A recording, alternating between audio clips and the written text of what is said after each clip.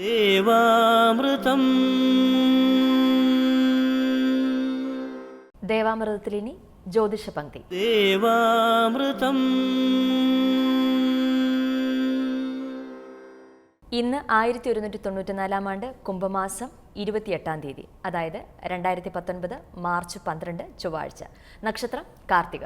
ജ്യോതിഷ പങ്ക്തിയിൽ എന്നത്തെയും പോലെ ഇന്നും നമ്മോടൊപ്പമുള്ളത് ജ്യോതിഷാചാര്യനായ, അതുപോലെ തന്നെ 42 വർഷത്തിലേറെയായി ട്രാവൻകൂർ ദേവസ്വം ബോർഡ് മേൽശാന്തിയായി സേവനമനുഷ്ഠിച്ചു വരികയും ചെയ്ത നമുക്കെല്ലാം ഗുരുതുല്യനായ ഡോക്ടർ കുടമാളൂർ ശർമാജിയാണ്. സ്നേഹത്തോടെ ഇന്നത്തെ അധ്യായത്തിലേക്ക് അദ്ദേഹത്തെ നമുക്ക് സ്വാഗതം ചെയ്യാം. സ്വാഗതം ശർമാജി. നമസ്തേ. ശർമാജി, എന്നത്തെയും പോലെ ഇന്നും കത്ത് വന്നിട്ടുണ്ട്. എവിടുന്നാണ്?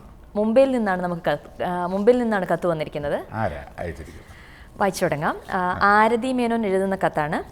എനിക്ക് 22 വയസ്സുണ്ട്. ഞാൻ മോഡലിംഗ് ചെയ്യുന്നു, പരസ്യചിത്രങ്ങളിൽ അഭിനയിക്കുന്നുമുണ്ട്. ഭാവി കാര്യങ്ങൾ അറിയണം. സ്വാഭാവികമായിട്ടും ഒരു ആർട്ടിസ്റ്റ് ഉണ്ടാവുന്ന ഒരു കൺഫ്യൂഷൻ. അത് സ്വാഭാവികമാണ്. ആർട്ടിസ്റ്റുകൾക്കെല്ലാം എൻ്റെ സൗന്ദര്യം എന്നും നിലനിൽക്കുമോ, എൻ്റെ അഭിനയ പാടവം എന്നും നിലനിൽക്കുമോ, പഠിക്കേണ്ട സമയത്ത് പഠിച്ചില്ല, അല്ല ജോലിക്ക് പോയില്ല, ഞാനൊരു കലാകാരിയാണ്, അല്ലെ കലാകാരനാണ്, എനിക്കിതുകൊണ്ട് ജീവിതം കെട്ടിപ്പടുക്കുവാൻ, തലമുറയുണ്ടാകുവാൻ, അവർക്ക് വേണ്ട സമ്പാദ്യം ഉണ്ടാകുവാൻ എനിക്ക് പറ്റുമോ, എന്നേക്കാൾ കവച്ചു വെക്കാൻ മറ്റാരെങ്കിലും അഭിനേതാക്കൾ വരുമോ, മോഡലിംഗ് വരുമോ, ഇതൊക്കെ സ്വാഭാവികമായിട്ടും വരും. ഒരാളെ കവച്ച് വെച്ചായിരിക്കും നമ്മളിവിടെ രംഗത്ത് വന്നിരിക്കുന്നത്, അത് ചിന്തിക്കുന്നില്ല. അപ്പോൾ പലതും സൂര്യനാണെങ്കിൽ ഉദിച്ചു മധ്യാഹ്നമായി അസ്തമിക്കുന്നു, വീണ്ടും അടുത്തയാൾ ഉണ്ടാവുന്നു. ഇതൊക്കെ പ്രകൃതിദത്തമായ കാര്യമാണ്. നമുക്കിവിടെ അത്യാവശ്യം ജനനസമയത്ത് വേണ്ട എല്ലാ ഭാഗ്യങ്ങളും ഉണ്ടോ, ഉണ്ടാകുമോ എന്നൊക്കെ ഒന്ന് അറിയുക. ഒരു തലമുറയും വാർത്ത കേട്ടുക, കഴിവതും ആരെയും ദ്രോഹിക്കാതെയും വേദനിപ്പിക്കാതെയും കഴിയുന്ന നന്മകൾ ചെയ്ത്, വാക്കാലോ ധനത്താലോ പ്രവൃത്തിയാലോ പ്രാർത്ഥനയാലോ ഉപകാരങ്ങൾ ചെയ്ത് മുന്നോട്ട് പോകുക. സൗന്ദര്യം എന്ന് പറയുന്നത് തന്നെ ദൈവം തരുന്നതാണ്. അതൊക്കെ മോഡലിങ്ങിന് എന്തായിരുന്നാലും ആ രംഗത്ത് വന്നല്ലോ, അപ്പോൾ അതിൽ കുറേ കാലം നിൽക്കും എന്നുള്ള സൂചനയുണ്ട്.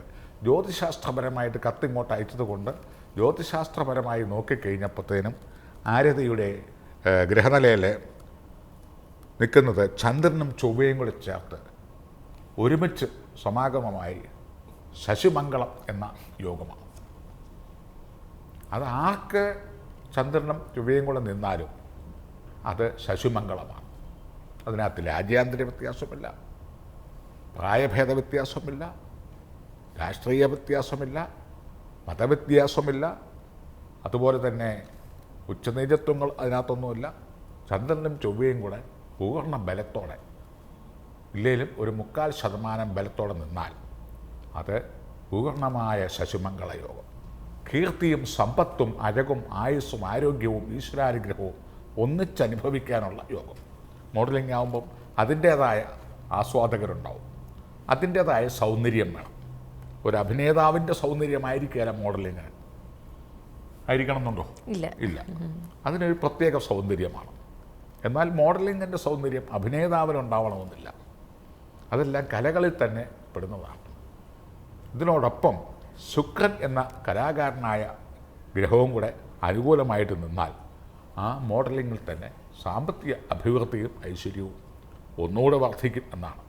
ഈ ശശിമംഗള യോഗത്തിൽ തന്നെ നന്നേ ചെറുപ്പം മുതൽ തന്നെ ഏതാണ്ട് മധ്യായുസ് കഴിയുന്ന, അതായത് 60 വയസ്സ് 70 വയസ്സ് കഴിയുന്നിടം വരെ വിവിധ ഘട്ടങ്ങളിലുള്ള ഛായാചിത്രങ്ങളിലൂടെ പരസ്യക്കാർ സമീപിക്കുകയും ആവശ്യാനുസരണമുള്ള ധനം തരികയും അതുവഴി പ്രസിദ്ധിയും ധനവും ഐശ്വര്യവും ഒന്നിച്ചനുഭവിക്കാനുള്ള യോഗം ആരതിക്ക് ശശിമംഗള യോഗത്തിലൂടെ വാഗ്ദാനം ചെയ്യുന്നു.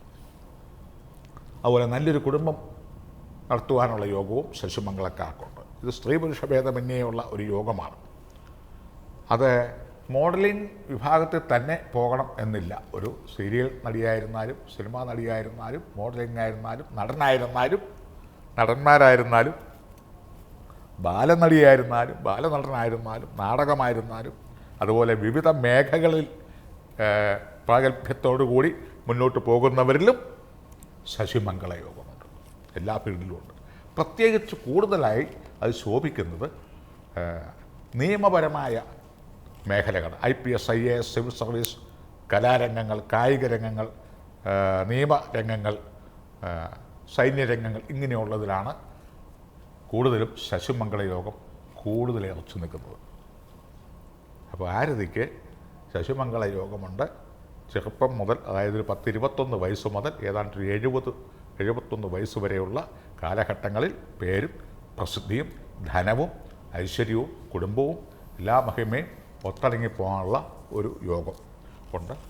അതുപോലെ തന്നെ ശുക്രനെ അല്പം കൂടെ ഒന്ന് പുഷ്ടിപ്പെടുത്തുന്ന ഒരു ഡയമണ്ട് ധരിച്ചാൽ നന്നായിരിക്കും. ഒരു 80 സെൻറ്റ് അത് മൂക്കുത്തിയായിട്ടോ കയ്യേൽ മോതിരമായിട്ടോ പിന്നെ മാലയിൽ ഘടിപ്പിക്കുകയോ ഒക്കെ ചെയ്യുകയും വെള്ളിയാഴ്ച ദിവസങ്ങളിൽ ദുർഗാ ഭഗവതിയെ പ്രാർത്ഥിക്കുകയും അല്ലെങ്കിൽ മഹാലക്ഷ്മിയെ പ്രാർത്ഥിക്കുകയും ഹിമകുന്ദമളാളാഭം എന്നുള്ള ആ ശുക്രനെ സ്തുതിക്കുന്ന സ്തോത്രങ്ങൾ അല്ലെങ്കിൽ ഓം ശ്രീം മഹാലക്ഷ്മി നമ എന്ന മൂലമന്ത്രങ്ങൾ 10,008 ഒരു വീതം ജപിച്ചു വരികയും വെള്ളിയാഴ്ച ദിവസങ്ങളിൽ ദേവീ ഭജനം, പൂജകൾ, യഥാശക്തി വഴിപാടുകൾ എന്നിത്യാദികൾ ചെയ്യുകയും ഒരു 80 സെൻറ്റെങ്കിലും ഡയമണ്ട് സ്ഥിരമായിട്ട് മോതിരവിരലിലോ മൂക്കുത്തിയായിട്ടോ ധരിക്കുകയും ചെയ്യുക.